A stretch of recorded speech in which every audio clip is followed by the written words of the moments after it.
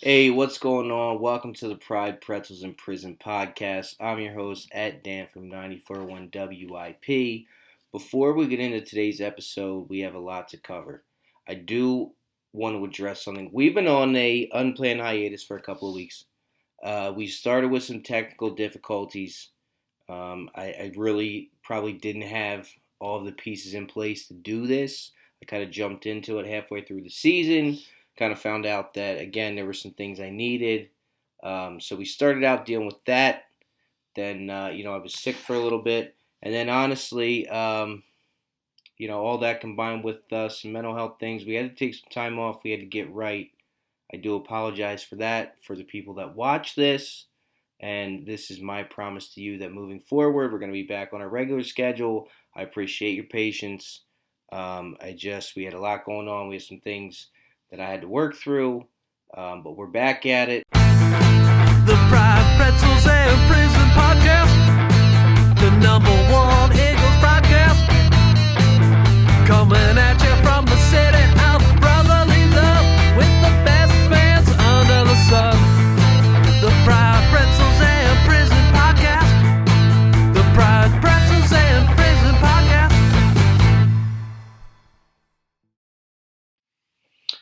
What's going on? No time for pleasantries. I'm skipping right through it. It's the Pride Pretzels in Prison podcast. I'm Dan from 941 WIP. We're brought to you by the good people at Miller's Service Center, your car doctors. That's enough about that. The season and our lives are over. They're fucking over for the next 8 months or so. Okay? And there's a lot to unpack. There's a lot to get to. Today we're going to talk about accountability. We got plenty of time now since we're out. We got like 8 months. We're going all the way back to last year. There's so much to unpack. You had a whole new coaching staff, new quarterback. You had the whole 4-win season last year. You blew everyone away. Just blew us away with the Rager pick. Just hats off to you guys. Okay? There's a lot to unpack going back to the roller coaster ride that's been the last 2 seasons. We have plenty of time to get to that. That's all we're going to talk about today. We're going to talk about the bullshit we watched yesterday, okay? And we're going to talk about accountability, and we're fired up. I mean, it's like 8:15. I've been trying to do this for a while, having trouble with this microphone. Hopefully you guys can even hear what I'm saying. It's been a whole thing. We've been off for weeks, okay? There's been a lot going on, and I have nothing right now to look forward to. I look like an ass today. And we're going to talk about all the reasons why. And I can thank the Philadelphia Eagles for all of them. All right? I make an ass out of myself on my own just fine. I didn't need any help yesterday. So we're going to talk about accountability. We're going to talk about all the reasons why or how the Philadelphia Eagles made an ass out of me. We're going to get to a phone call we had this morning with Angelo. Or at least a clip of it, the stuff I can play. And then we're going to get out of here because we have a lot of time over the next couple of months to talk about all of this. So right now it's about accountability and it's about being pissed off. And that's not going to change for a while. Every week I got to sit and watch someone. You know what? Let's keep it moving. We have too much to talk about. I'll yell at you guys in a minute. The letter for today is A, as in accountability. We're going to start at the top, okay? El Jefe, Mr. Lurie. We're going to start at the top. Here's the deal. If you're going to keep taking our time and our money, put a better damn product on the field. And I'm not saying because we lost. You played Brady, okay? The most accomplished quarterback ever, the defending champs. You were the 7th seed. I'm not pissed that you lost. All right? Nobody really thought, I did. This is one of the reasons I sound like an ass. I thought we could be a problem. We could go in and at least sneak one game on the road in the playoffs. Okay? But nobody's like, oh my God, I can't believe you lost to Brady. The problem is, you laid down. Again, if you're going to take our time and our money, put a better product out there, or let someone else who can do that. Like, get the fuck out of the way and let someone else who knows what they're doing do that job. Because here's my problem. Unlike anything else, sports teams, they're not like any other product. Okay? I can't just, oh, you know what? I used to go to Olive Garden all the time. We used to go once a week for years. But then they got a new manager, and they were a dick. And then they fired the whole staff, and it sucks now. So now we go to Red Lobster. Okay? I can't say, oh, you know what? I used to have an iPhone, but then the last 3 or 4 iPhones suck. So now I got a Galaxy, bro. What am I supposed to do? Oh, I've loved the Philadelphia Eagles my whole life, but the last couple of years have been a shit show and a mess. So I switched over to the Cincinnati Bengals. I heard a lot of great things about them. I can't do that. We can't do that. We are solely relying on you to give us a good product. We can't just pick up and take our money and our time and our emotions and everything we have invested somewhere else. You are the only person who can put the pieces and the people in place to make our lives better when it comes to the Philadelphia Eagles. And I have news for you. Not all of us are billionaires.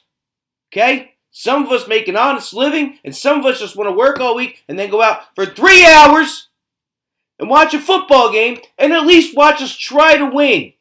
Not win the coin toss and defer to Brady and say, here you go, Tampa. Here you go, Brady. Take a 7-0 lead. Because we're that good. 9-8.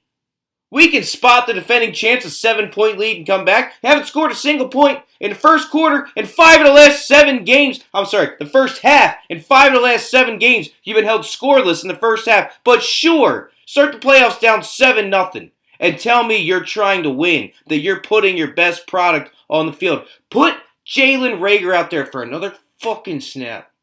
Another snap. And tell me, look me in the eyes and say, I'm doing everything I can for you Eagles fans to win games. It's bullshit. Moving on to another stooge going down our list. This guy, again, empowered by Jeff, seemingly with impunity, can make mistake after mistake after draft bust after bust after bust. Mr. Howie Roseman. Here's the thing. I'm tired of hearing about how he had a good draft last year. Okay? He had a decent draft. I don't give a shit. That does not make up for a lifetime of bad decisions. I can't have you take 3 first-round picks next year. I can't. I can't have you anywhere near them. So right now, we're calling, well, everyone's calling, but either resign or you got to go. At this point, I don't care. I can't have you anywhere near the future of this franchise. There's too much at stake. The situation is too precarious. I can't be bitching about Howie Roseman for the next God knows how many years. So he's got to go one way or the other. I understand he's on a very long leash. Yet for some reason, you fired Doug Peterson and your coaching staff last year, and in an unprecedented move, kept your GM. Which just doesn't happen in the NFL. Not very often. But we did it. Again, I don't think... Devontae Smith fell in your lap. You made some moves.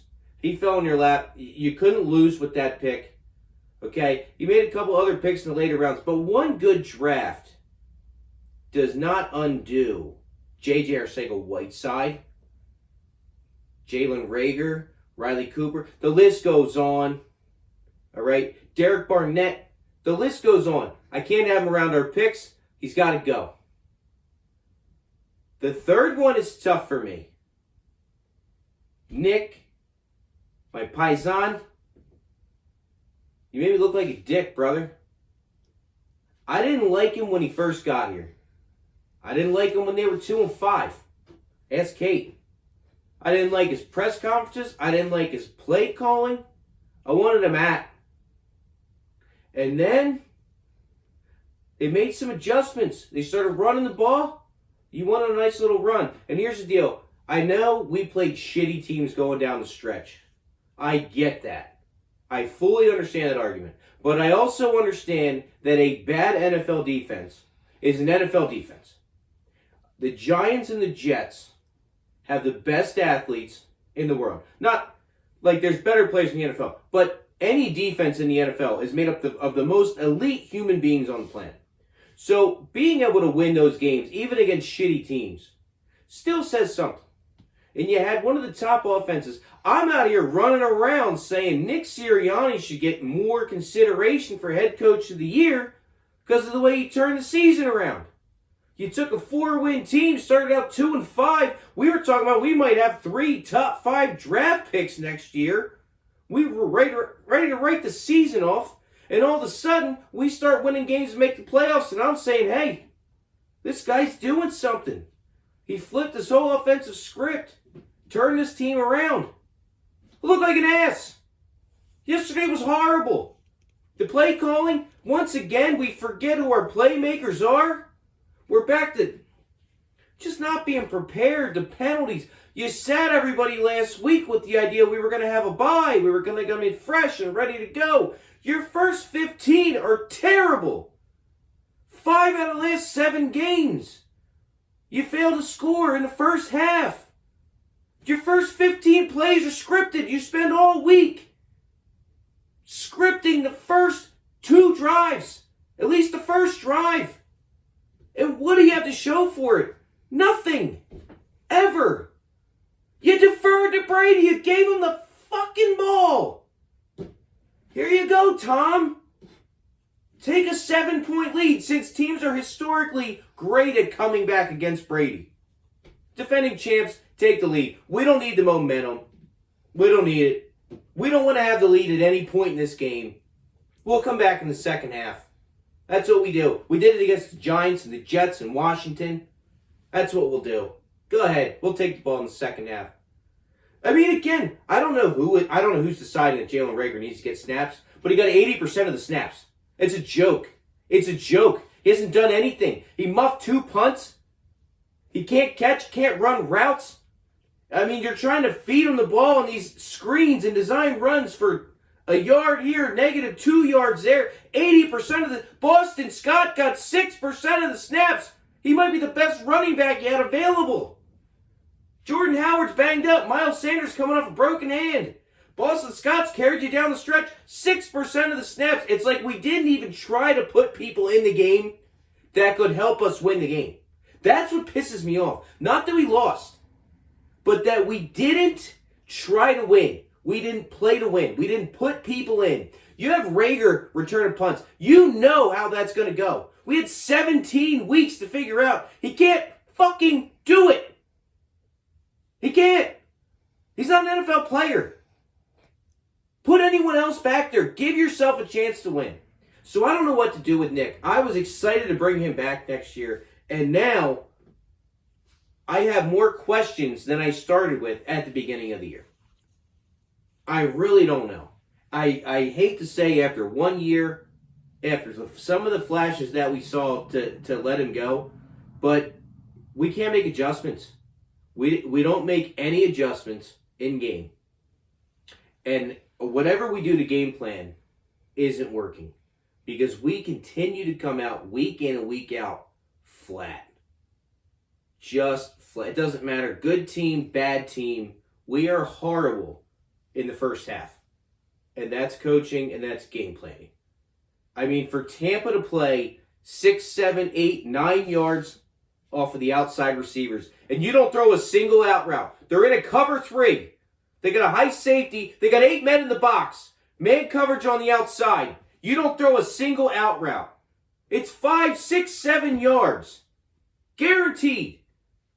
Devontae Smith, not a single look. Nope, we're just going to keep trying to run the ball and throw down the middle of the field. Everyone knows Todd Bowles has ran a cover 3 his entire life as a defensive coordinator. You knew they were going to do that. You know the only way to attack cover 3, or the best way, the easiest way, is to hit the sidelines. We didn't do it. We didn't make any adjustments. So I don't know what to do there. I'm not saying I want him to be fired, but honestly, if they moved on, I wouldn't lose any sleep over it. Because this is... I thought after 17 weeks, I know you're a rookie head coach and it's your first playoff game, but the lack of adjustments and the fact that we can see things that you're apparently not able to recognize in the game is really scary to me. And then going down the coordinators, obviously Gannon's top of my list. I don't ever want to see the guy again. I hope he gets a head coaching job anywhere. Anybody that doesn't want to win, that's your guy. Go ahead and take him. I don't want him back. Michael Clay, I mean, you're not going to pin this on special teams, but it's been sorry all year. Again, not going to lose sleep. I don't know why you have Steichen. You don't really need an offensive coordinator. Clearly, it's not the script. The first 15. Clearly, it's not to do anything with game planning. And honestly, Jeff Stoutland did more for your offense this year, making you run the ball. So again, not gonna. I don't think any of their coordinators need to come back. The only way I think to get real accountability and real justice for this season is heads got to roll. People have to go. I mean, you got the front office, the coaching staff. Derek Barnett's got to go. Jalen Reagor's got to go. I'm not sure why he's still Philadelphia Eagle at this point. You can't do anything with him. I don't care what the cap hit is. I don't ever want to see him in a midnight green jersey again. He's a cancer to this team. He's a punching bag. Like, we need to see real change. On one hand, we went from a 4-win team to a 9-win team that made the playoffs, and that's fantastic. It was 31-0 at the start of the fourth quarter. You might as well have stayed home and given that playoff spot to somebody else that was going to at least try to win. I mean, for God's sakes, watch the Steelers game. At least they put up a fight. I mean, I told you they were going to drop a 40-piece on you. But at least they had the lead at one point. At least they scored first. At least they were aggressive on defense. We played not to lose. And that's the shit I can't stand. I want to play to win. I want to win. So that's my take on where we stand right now with the organization. I think that's where you have to start. Obviously, the bigger problem is we ended with more questions than we started with. We were supposed to find out if we had a coach. We were supposed to find out if we had a quarterback. Did we answer either of those questions? Not really. I thought we did. We were trending one way for a couple of weeks in both directions, and now you're back to not knowing. Is Jalen Hurts quarterback? Not playing like that. Not based on yesterday's game. Not based on any game against a team with a winning record. Same thing, Sirianni. As soon as you think he's turning this team around, what the hell? I don't know. Do you bring him back? Do you not? That's the most frustrating part for me. We played an entire season, and I don't think answered any questions other than when you really want to, you can run the ball. And Jalen Reagor is indeed a bust, which we already knew, but we did further confirm that. Other than that, I'm not sure you answered a single question. We're going to take a quick break. When we come back, I'm going to tell you all the reasons the Philadelphia Eagles made an ass out of me yesterday. Then we're going to get to a phone call. Then we're going to get out of here because I don't think I can talk about this anymore. We'll be right back.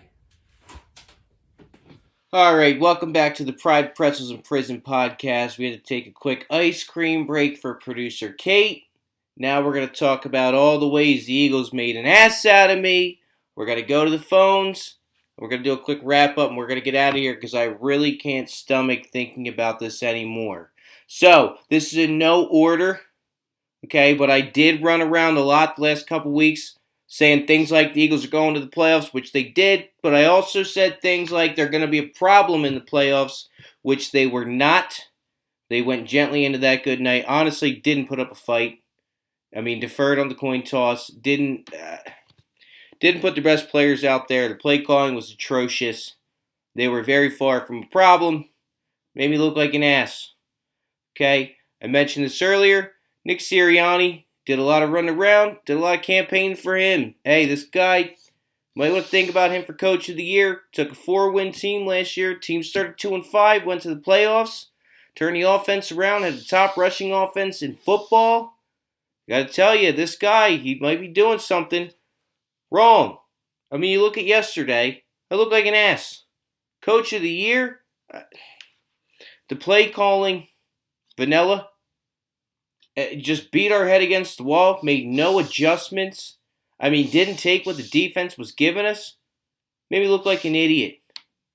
Okay? Two people I should thank that did not make me look dumb, although this is low-hanging fruit. Jonathan Gannon, easy target, as always. The defense, bad. Just bad. All year long, can't play against a decent quarterback. Just the blown coverages. Gronk wide open. They run that play all the time. Completely caught us off guard. Had no idea it was coming. So, I was right about that. And Jalen Reagor fucking blows. Okay, but everybody knew that too. So also low-hanging fruit. I can't take a lot of credit for that. But they made me look like an ass. I can't even go outside right now. I've been running around Eagles. And that's what you give me? You go out and lay down?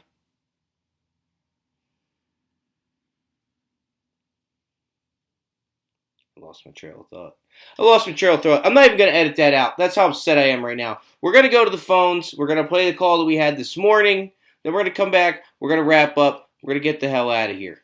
This has been, and will continue to be, the Pride, Pretzels, and Prison podcast. I don't even know what I'm saying at this point. That's how upset I am.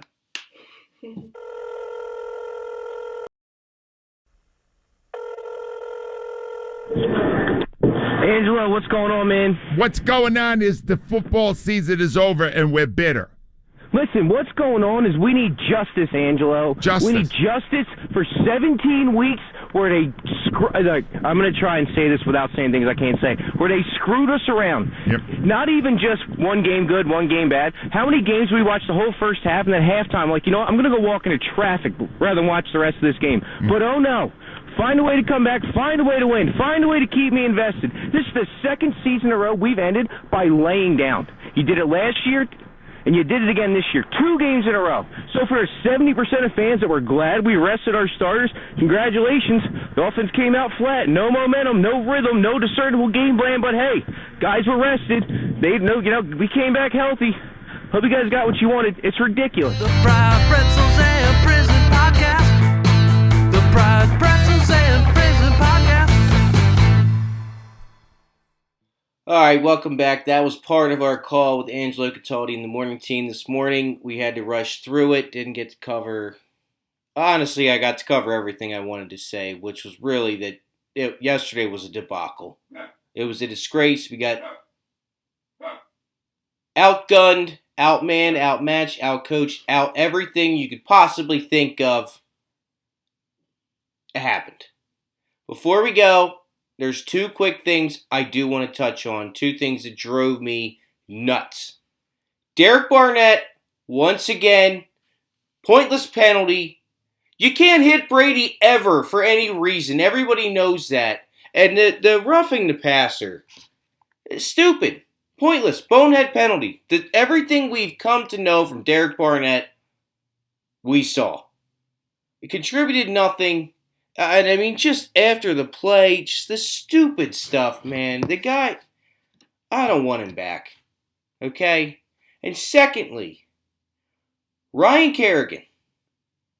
This drove me nuts. I understand that you played a whole season, and I don't even know if you logged a single stat. I know halfway through there you hadn't logged any. I'm not sure you had a single tackle during the season. If you did, I don't remember it. That's how little of an impact you had.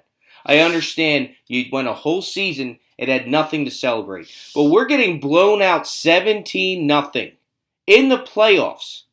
And you get a sack against a backup lineman? The fuck are you celebrating? The $2.5 million you fleeced from us this year? For the 1-year contract we put you on where you did nothing?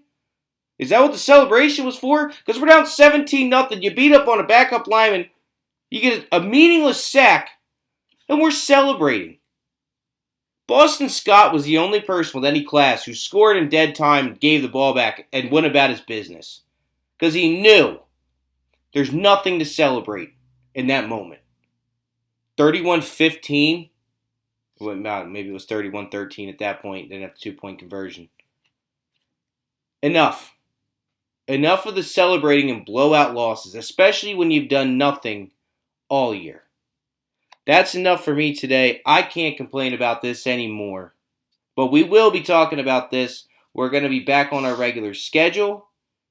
As always, we're brought to you by your car doctors at Miller Service Center in Gap, PA. Give them a phone call, 717-442-8285 to schedule your appointments. Through the rest of January, state inspection and admissions are only $35. They're celebrating 35 years in business, family owned and operated. If you like this video, if you want to see more, and even if you don't, like, comment, and subscribe below. And we'll be back Wednesday. Have a great week.